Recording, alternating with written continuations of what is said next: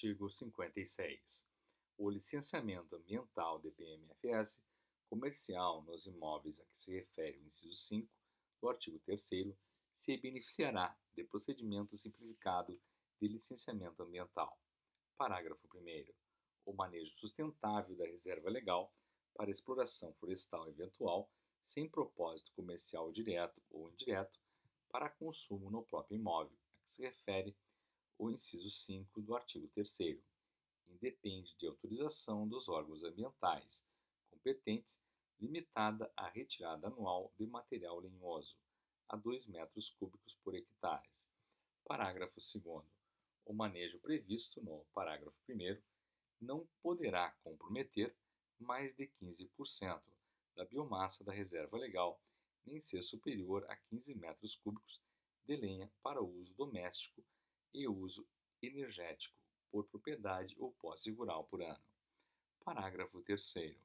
Para os fins desta lei, entende-se por manejo eventual, sem propósito comercial, o suprimento para uso no próprio imóvel de lenha ou madeira serrada, destinada a benfeitorias e uso energético nas propriedades e posses rurais, em quantidade não superior ao estipulado no parágrafo 1º deste artigo.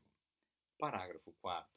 Os limites para a utilização previstos no parágrafo 1º deste artigo, no caso de posse coletiva de populações tradicionais ou de agricultura familiar, serão adotados por unidade familiar. Parágrafo 5º. As propriedades a que se refere o inciso 5 do artigo 3º são desobrigadas da reposição florestal, se a matéria-prima florestal for utilizada para consumo próprio. Artigo 57.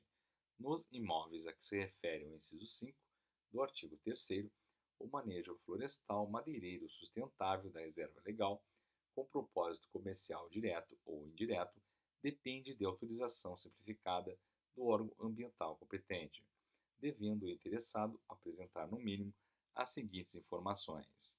Inciso 1. Dados do proprietário ou possuidor rural. Inciso 2. Dados da propriedade ou posse rural, incluindo cópia da matrícula do imóvel no Registro Geral do Cartório de Registro de Imóveis ou comprovante de posse. Inciso 3. Croquis da área do imóvel com indicação da área a ser objeto do manejo seletivo, estimada do volume dos produtos e subprodutos florestais a serem obtidos com o manejo seletivo, indicação da sua destinação e cronograma de execução previsto. Artigo 58. Assegurado o controle e fiscalização dos órgãos ambientais competentes dos respectivos planos ou projetos, assim como as obrigações do detentor do imóvel, o poder público poderá instituir programa de apoio técnico e incentivos financeiros, podendo incluir medidas indutoras e linhas de financiamento para atender prioritariamente os imóveis a que se refere o inciso 5 do caput do artigo 3º, nas iniciativas de: inciso 1. Preservação voluntária de vegetação nativa, acima dos limites estabelecidos no artigo 12. Inciso 2. Proteção de espécies da flora nativa, ameaçadas de extinção. Inciso 3. Implantação de sistemas agroflorestal e agro-silvipastoril. Inciso 4. Recuperação ambiental de áreas de preservação permanente e de reserva legal. Inciso 5. Recuperação de áreas degradadas. Inciso 6. Promoção de assistência técnica para regularização ambiental e recuperação de áreas degradadas. Inciso 7. Produção de mudas e sementes. Inciso 8. Pagamento por serviços ambientais. Capítulo 13. Disposições transitórias. Seção 1. Disposições gerais. Artigo 59. A União, os Estados e o Distrito Federal deverão implantar programas de regularização ambiental de posses e propriedades rurais com o objetivo de adequá-las aos termos deste capítulo. Parágrafo 1º. Na regulamentação dos PRAs, a União estabelecerá normas de caráter geral, e os Estados e o Distrito Federal ficarão incumbidos do seu detalhamento por meio da edição de normas de caráter específico, em razão de suas peculiaridades territoriais, climáticas, históricas, culturais, econômicas e sociais, conforme preceitua o artigo 24 da Constituição Federal. Parágrafo 2º. A inscrição do imóvel rural no CAR é condição obrigatória para adesão ao PRA, que deve ser requerida em até 2 anos, observado o disposto no parágrafo 4º do artigo 29 desta lei. Parágrafo 3º. Com base no requerimento de adesão ao PRA, o órgão competente integrante do CISNAMA convocará o proprietário ou possuidor para assinar o termo de compromisso, que constituirá título executivo extrajudicial. Parágrafo 4º. No período entre a publicação desta lei e a implantação do PRA, em cada estado e no Distrito Federal, bem como após a adesão do interessado ao PRA e enquanto estiver sendo cumprido o termo de compromisso, o proprietário ou possuidor não poderá ser autuado por infrações cometidas antes de 22 de julho de 2008, relativas à supressão irregular de vegetação em áreas de preservação permanente, de reserva legal e de uso restrito. Parágrafo 5º.